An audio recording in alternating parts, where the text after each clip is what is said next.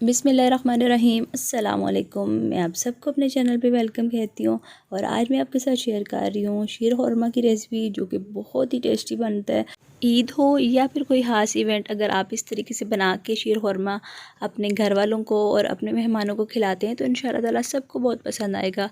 तो बहुत ज़्यादा आसान रेसिपी है लेकिन काबिल तवज्जो है, तो वीडियो को आपने फुल वॉच करना है। तो चलिए स्टार्ट करते हैं। यहाँ पे सबसे पहले 1.5 किलो दूध पतीले में डाल के तो मैंने चूल्हे पे चढ़ा दिया है पकने के लिए। जब इसमें उबाल आ जाएगा तो हमने इसकी हल्की आंच कर देनी है और इसको हमने गाढ़ा करना है। तो तब तक हम नेक्स्ट स्टेप की तरफ चलते हैं। यहाँ पे सबसे पहले शीर खुरमे के लिए मैंने 4 से 5 खाने के चम्मच ले लिए हैं बादाम कटे हुए, और 4 से 5 खाने के चम्मच पिस्ते कटे हुए, और 3 से 4 खाने के चम्मच खुश्क वाली खजूर कटी हुई, और 3 खाने के चम्मच किशमिश, और आधा चाय का चम्मच हरी इलायची पिसी हुई। चीनी जो है ये है पौना कप, यानी कि 1 कप से थोड़ा सा कम है, और बारीक वाली सेवइयाँ जो है ये मैंने ली हैं 1.5 कप।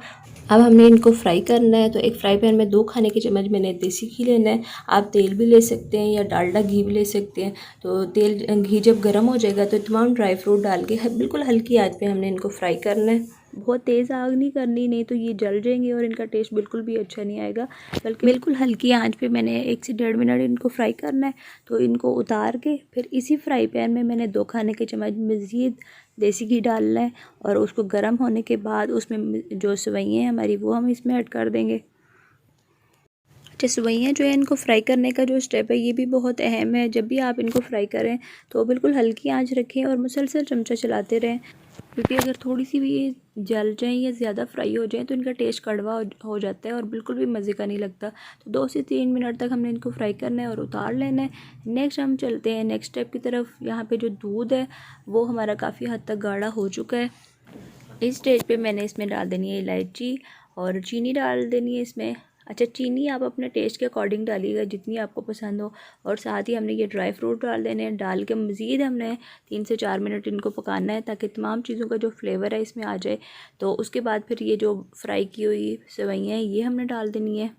डालने के बाद हमने अब इसको मज़ीद गाढ़ा होने तक पकाना है।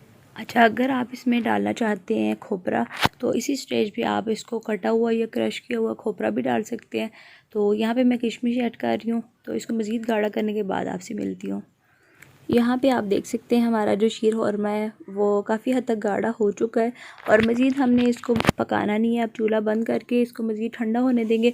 ठंडा होने के बाद ये काफ़ी हद तक गाढ़ा मज़ीद होगा। यहाँ पे मैं इसको एक सर्विंग बाउल में निकाल रही हूँ, और ये आप देख सकते हैं माशाल्लाह से बहुत ही मज़े का शीर खुरमा जो है ये बन के तैयार हुआ है। कोई हमने इसमें कंडेंस मिल्क, कोई हमने इसमें खोया या कुछ भी क्रीम वगैरह कुछ भी नहीं डाला, लेकिन फिर भी ये बहुत मज़े का बनता है। तो अगर आप इसको बनाएं तो इसी तरीके से बनाना है आपने, और तमाम स्टेप्स को आपने इसी तरीके से फॉलो करते हुए बनाना है। तो इंशाल्लाह ताला बहुत अच्छा आपका शीर खुरमा जो है बनेगा। तो ये थी हमारी एक स्पेशल शीर खुरमा की रेसिपी, जो कि आप किसी ईद पे या किसी खास इवेंट पे बना के अपने घर वालों से बहुत सारी तारीफ़ ले सकते हैं। तो इसको आपने फ्रीज़र में रख के ठंडा करके सर्व करना है। तो इसके साथ ही फिर मैं आपसे इजाज़त चाहती हूँ। अगर मेरे चैनल पर नए हैं तो उसको प्लीज़ सब्सक्राइब ज़रूर करिएगा, और वीडियो को लाइक भी करना मत भूलिएगा। तो मिलती हूँ फिर किसी और नई वीडियो के साथ। अल्लाह हाफिज़।